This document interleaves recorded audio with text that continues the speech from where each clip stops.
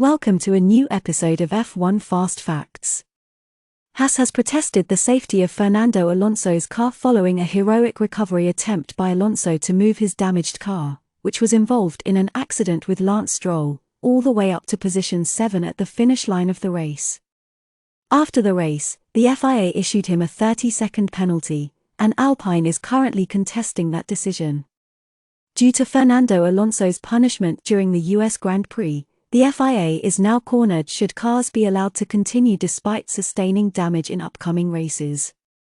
Fernando Alonso's ability to continue in the US Grand Prix following his high-speed collision with future Formula One colleague Lance Stroll was astounding in and of itself. Alonso briefly took to the air before luckily landing wheel side up. After regaining his composure, he was able to get back to the pits for repairs. He initially thought his race was over, but after his Alpine team repaired the front wing and tires, he went back on the circuit. Then, driving in the trademark Alonso style, he blasted back through the field to take a strong 7th place and 6 essential points for Alpine in their fight with McLaren for 4th place in the Constructors standings. After the race, though, Haas filed an appeal with the stewards against both Alonso and Red Bull's Sergio Perez.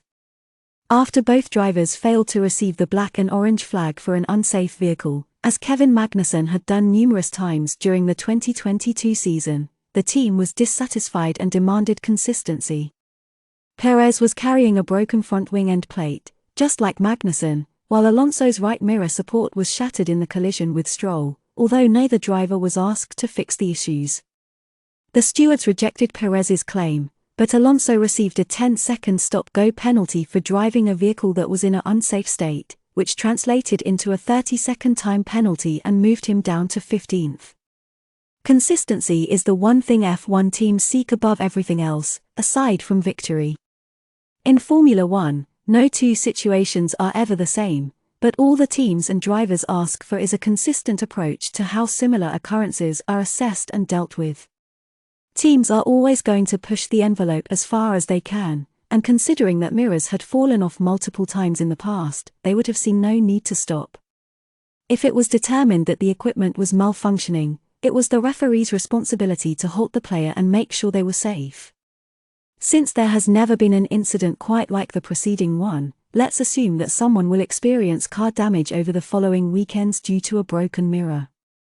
This driver must now pit and retire the vehicle in accordance with the Alonso precedent.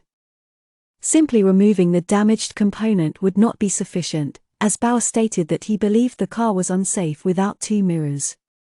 The precedent change is significant because in the past, drivers like Hamilton have raced without a mirror without the FIA expressing any concerns. It only makes the sporting regulations more ambiguous. It says a lot about how the stewards and race director Neil Swittich appeared to disagree on a matter of FIA regulations when they are meant to be on the same team when the case was only looked into after a protest from Haas. A car must be in a safe condition throughout a race, and in this case car 14 was not, the stewards noted in their ruling on Alonso. They were deeply concerned that car 14 was not given the black and orange flag, or at least a radio call to rectify the situation, despite the 2 calls to race control by the Haas team. Last but not least, Alpine claimed that Haas had submitted their protest 24 minutes after the allotted time, a fact acknowledged by the FIA, which had claimed that compliance was impossible and that it should not have been accepted. The team issued a statement that read, "Therefore the penalty should be considered as invalid." Because of this, the team has objected to the legitimacy of the initial Haas F1 team protest. Consequently, the FIA will be torn between upholding Alonso's penalty when a hearing is held between the 2 teams on Thursday and being judged harshly if they don't. Let us know your opinion on this topic in the comments down below, and if you enjoyed this video make sure to hit the like button and subscribe to this channel so you don't miss any future F1 Fast Facts.